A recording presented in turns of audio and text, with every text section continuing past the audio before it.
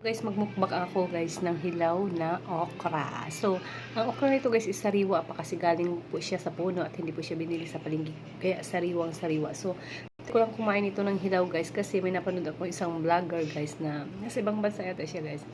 So, kumakain sila ng hilaw na mga gulay guys. So, try ko nga ito guys kung masarap nga talaga. So, may sausawan ako guys. Wala siyang sili pero masarap sana kung may sili. Toyo at kalamansi lang siya. So, try natin guys. So, yan guys, sausaw ko na yung ano. Dapat sana. So yeah guys, ito na nga guys. Try ko ha. Ito.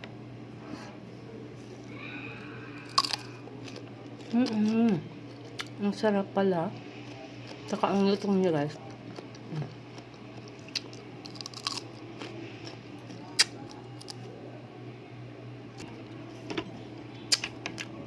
Guys, ang sarap niya.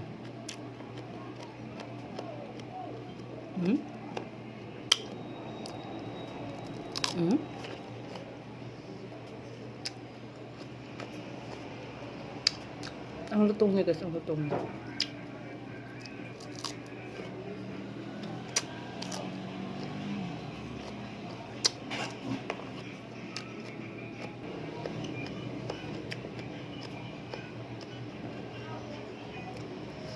Alam niyo ba guys na ang okra po guys ay maganda sa ating katawan.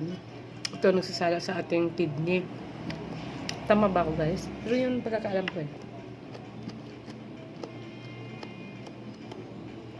Ang tutong niya guys, ang sarap niya. Pag sinawsaw mo siya dito sa tuyo at kalamansi, masarap siya talaga.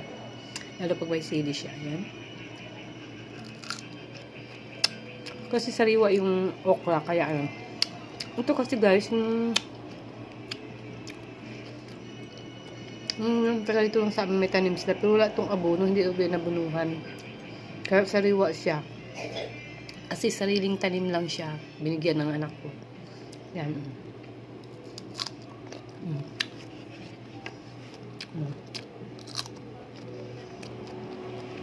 Diba?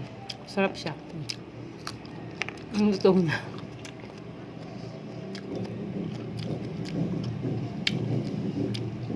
Kasi mahirap guys na hindi yung ibang mga maraming tanim na ganito ni-sprayhan nila, ito wala kasi sariling tanim nga ito guys sa likod ng bahay nila. So kaya kumain ng hilaw kasi nga sariwa siya, wala siyang spray, hindi siya na-sprayhan, kaya kumain ako ng hilaw.